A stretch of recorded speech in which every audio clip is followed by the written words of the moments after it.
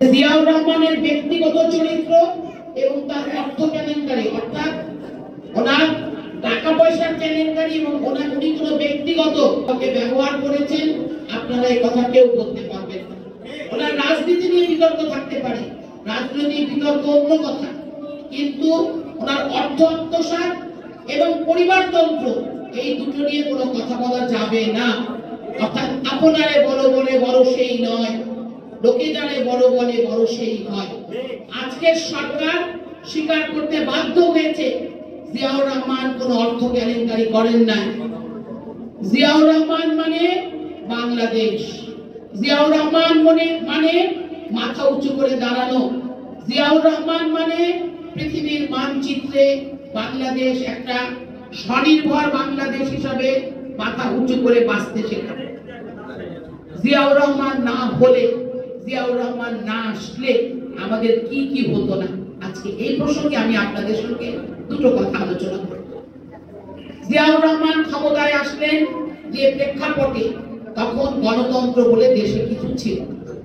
শেখ মুজিবুর রহমান 1 ঘন্টার মধ্যে পার্লামেন্ট ভেঙে দিলেন, রাষ্ট্রপতি শাসিত সরকার গড়ে তুললেন, 4টি পত্রিকা এবং একমাত্র দল বাকশাল থাকবে, আর কোন লোকের কোন গণতান্ত্রিক চর্চা করার অধিকার থাকবে না।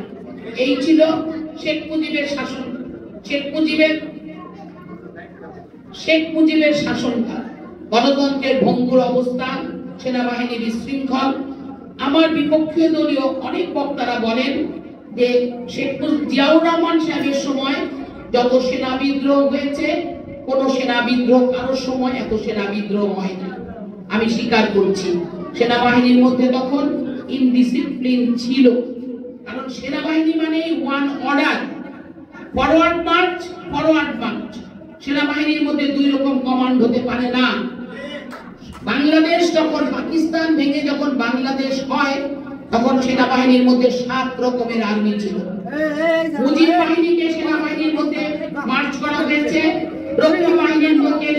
রক্ষী বাহিনীকে সেনাবাহিনীর মধ্যে দেওয়া হয়েছে, মুক্তি বাহিনী এসেছে সেনাবাহিনী থেকে, সেনাবাহিনীর মধ্যে পাকিস্তান ফেরত আর্মি এসেছে সেনাবাহিনীর মধ্যে, এবং কমিউনিস্ট পার্টির সেনাবাহিনী ছিল এবং ভারতপন্থী সেনাবাহিনী ছিল, আরেক পন্থী ছিল বাংলাদেশ সেনাবাহিনী। এই সেনাবাহিনীর ইউনিফর্ম করতে, এই সেনাবাহিনীকে একত্রিত করতে জিয়াউর রহমানকে যে কষ্ট করতে হয়েছে, যে বুদ্ধি খাটাতে হয়েছে, এই বুদ্ধি কোন সেনা অফিসার করে নাই। আপনারা জানেন, খন্দকার মুশতাক আহমেদ শেখ মুজিবুর রহমানের পররাষ্ট্র মন্ত্রী ছিলেন এবং বাণিজ্য মন্ত্রী ছিলেন, এবং বাণিজ্য মন্ত্রী থাকাকালীন উনি বিদ্রোহ করে শেখ মুজিবকে হত্যা করে ক্ষমতায় আসেন। তিনি ভারতপন্থী সেনাবাহিনী ছিলেন। ঠিক একইভাবে খালেদ মোশাররফ ভারতপন্থী সেনাবাহিনী ছিলেন। খন্দকার মুশতাক ক্ষমতা ছাড়ার পর খালেদ মোশাররফ যখন ক্ষমতা গ্রহণ করলেন 7 দিনের জন্য, এবং জিয়াউর রহমানকে গৃহবন্দী করা হলো। জিয়াউর রহমানকে বলা হলো, খালেদ মোশাররফ জিয়াউর রহমানের কাছে সেনা কর্মকর্তাদেরকে পাঠালেন, ওনাকে বলো আমার বৎসতা স্বীকার করতে। জিয়াউর রহমান সাহেব বললেন, আমার বৎসতা স্বীকার করার কোনো দরকার নাই, আমি চাকরি থেকে অবসর নেব। শুধু খালেদ মোশাররফকে বলো, কারণ আমি জীবনে অন্য কোনো পথ অবলম্বন করি নাই, আমার পেনশন এবং রেশনটা যেন উনি চালু করে দেন, তাহলে আমি খেয়ে পড়ে বাঁচতে পারি। এই কথার পরে, এই কথা যখন পত্রিকায় আসলো, বাংলাদেশের আপামর জনগণ সেই স্বাধীনতা যুদ্ধের ডাক, 1971 সনে যে স্বাধীনতা যুদ্ধের ডাক দিয়েছিল জিয়াউর রহমান, সেই ডাকের প্রতিধ্বনি শুনতে পেলেন বাংলাদেশের মানুষ।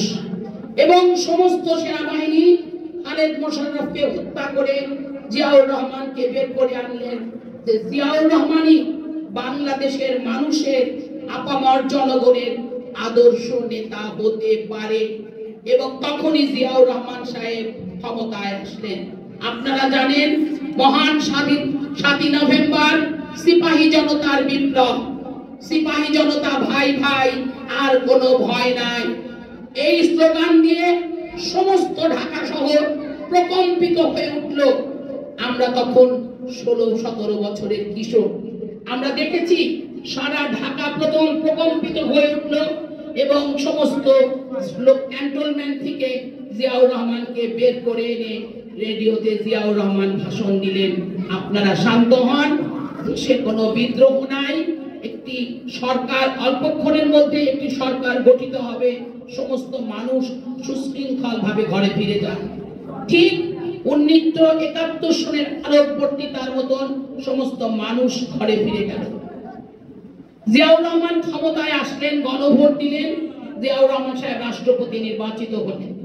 কিন্তু জিয়াউর রহমান সাহেব বহুদলীয় গণতন্ত্রের মাধ্যমে বাংলাদেশে গণতান্ত্রিক ধারা শুরু করলেন। আপনারা জানেন আওয়ামী লীগ সেই নির্বাচনে আওয়ামী লীগ জোট করে আমাদের যিনি স্বাধীনতা যুদ্ধের সর্বাধিনায়ক ছিলেন আতাউল গনি ওসমানী রাষ্ট্রপতি হিসাবে মনোনীত হলেন আওয়ামী লীগের প্যানেল থেকে এবং তিনি নির্বাচন করলেন। জিয়াউর রহমান জাতীয়তাবাদী দলের পক্ষ থেকে নির্বাচন করলেন এবং জিয়াউর রহমান সাহেব বিপুল ভোটে নির্বাচিত হলেন। একটি গণতান্ত্রিক ধারা শুরু হল। রাষ্ট্রপতি হওয়ার সাথে সাথেই জিয়াউর রহমান পার্লামেন্ট ভোট দিলেন। আপনারা হয়তো অনেকেই জানেন না, আসাদুজ্জামান খান প্রবীণ আওয়ামী লীগের রাজনীতিবিদ, তিনি পার্লামেন্টে আওয়ামী লীগের সংসদীয় আসন থেকে জিতে ট্রেজারি ব্রাঞ্চের এমপি হলেন, আওয়ামী লীগের সংসদীয় ভোটের প্রধান হলেন। মুসলিম লীগ থেকে আব্দুস সবুর খান খুলনা থেকে জিতে নেতা হলেন। অর্থাৎ আওয়ামী লীগের নেতা, মুসলিম লীগের নেতা, জাতীয়তাবাদের নেতা এবং কমিউনিস্ট পার্টির নেতৃত্ব জনাব তোহা খান কমিউনিস্ট পার্টির নেতা ছিলেন। সমস্ত দলের সমন্বয়ে একটি পার্লামেন্টারি গণতন্ত্র চালু করে জিয়াউর রহমান রাষ্ট্রপতি হিসাবে সরকার গঠন করে দেশকে পরিচালনা করলেন। জিয়াউর রহমান সাহেবের সময় তার সামনে যে চ্যালেঞ্জগুলো ছিল, কেন জিয়াউর রহমান অনন্য? জিয়াউর রহমান বুঝলেন যে মুসলিম বিশ্বের সঙ্গে যদি আমার দেশের মুসলিম সমাজের যোগাযোগ না থাকে তাহলে এই দেশ স্বনির্ভর হতে পারবে না। জিয়াউর রহমান সাহেব তখন ইরাক যুদ্ধ চলছিল। জিয়াউর রহমান সাহেব ব্যক্তিগত উদ্যোগে জাতিসংঘে গেলেন। জাতিসংঘ থেকে ফিরে এসে জিয়াউর রহমান মুসলিম বিশ্বের ইরাক যুদ্ধ বন্ধের জন্য উদ্যোগ নিলেন এবং স্ব-উদ্যোগে ইরাকের যুদ্ধ বন্ধ করলেন। তিনি ইরাকে গিয়ে সেইখানকার প্রেসিডেন্টদেরকে বললেন যে আপনারা আমার দেশের শ্রমবাজার, আপনাদের দেশের শ্রমবাজার আমাদের জন্য উন্মুক্ত করে দেন, আমার ছেলেরা আপনাদের এখানে কাজ করতে পারে। তিনি কত